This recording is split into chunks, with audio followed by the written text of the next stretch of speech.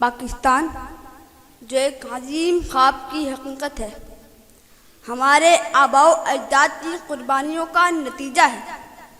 सदर अली वक़ार ये मुल्क इस उम्मीद पर कायम हुआ था कि यहाँ के लोग आज़ादी और खुद मुख्तारी के साथ अपने अक़ायद और रिवायात के मुताबिक ज़िंदगी गुजार सकें।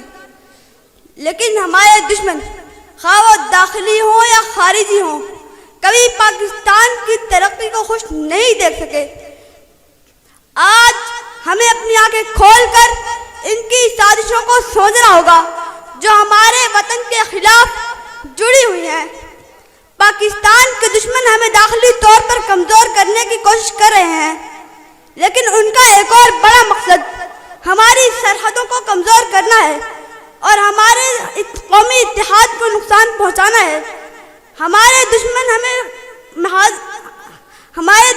बैरूनी महाज पर भी नुकसान पहुंचाने की कोशिश कर रहे हैं। वो हमारी तरक्की को रोकने के लिए इक़्तिसादी पाबंदियां आयद कर रहे हैं, हमारी फौज को अजमत की मांद करने की कोशिश कर रहे हैं, हमें इन दहशतगर्दी जैसे मसाइल में उलझाने की कोशिश कर रहे हैं। लेकिन सदर अली वक़ार, हमें ये बात हमेशा याद रखनी चाहिए कि हम किसी से कम नहीं हैं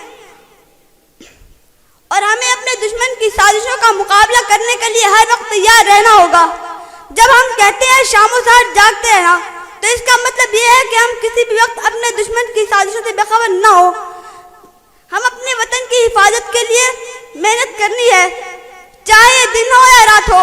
हमें अपने कौमी मफादात का ख्याल रखना है, हमें अपने वतन की बका के लिए मेहनत करनी है।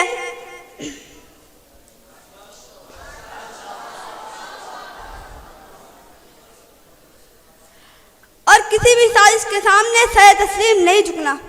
आपकी समाअतों का शुक्रिया।